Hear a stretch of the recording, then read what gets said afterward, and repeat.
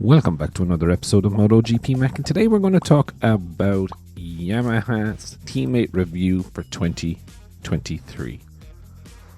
Now, today Yamaha launched, I'm going to call it their new color schemes. There's other people out there calling it new aero and all of this, but realistically, it is the new color scheme and the team launch for 2023.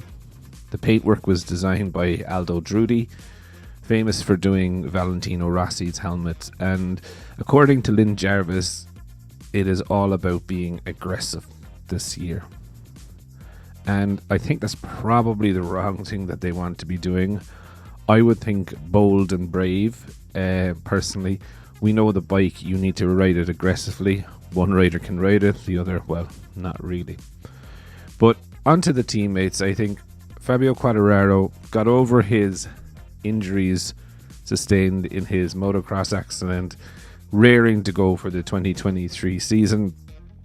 Hopefully Yamaha can give him the bike that he needs to, I suppose, to challenge at the front. You know, this year competition is going to be really difficult. Bastianini on the Ducati, Bagnaia on the Ducati. You know, I do expect Honda in some races to be there or thereabouts.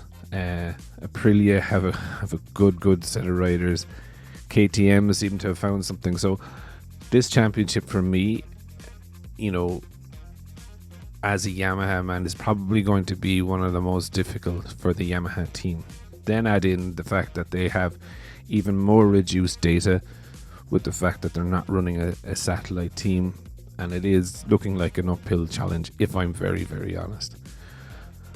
But Quartararo is a magic man, and you know, he can do things on that Yamaha that no other rider can do, and the points last season even show it.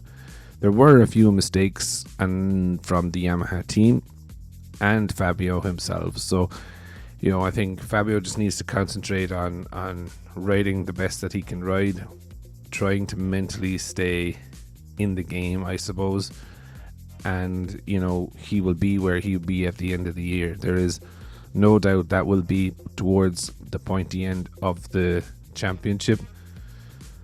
But I suppose on the other side of the garage is probably one of the biggest question marks of all, which is Franco Morbidelli. And I'm not going to try and beat up on Franco, because Franco is a great rider. He's certainly faster than I can ever ride a bike.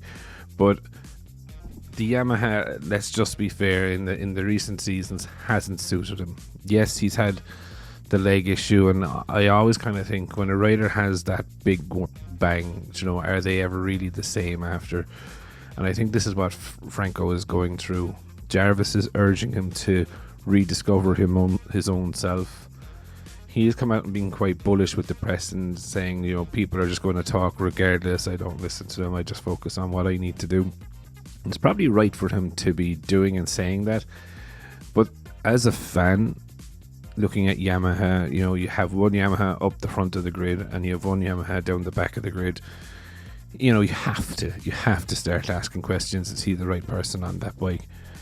To be very honest, I don't think so. I think, you know, he said that, you know, to ride the Yamaha, you need to have an aggressive style. Do you know what I mean? You need to brake hard and you know, like turn into the corner really hard on the front end. And look, that's just not his style. And he spent a couple of years now trying to adapt to it, you know, but he hasn't. I give good kudos though to Yamaha for sticking with him, giving him every effort. You know, very much so reminds me of Suzuki-esque. You know, honoring the contract and etc. But like, I think within the first 3 or 4 races of next season or of this season, you know, if it's the same Franco, I think, you know, he'll be told early, you need to find a new ride. Who are they going to replace him with?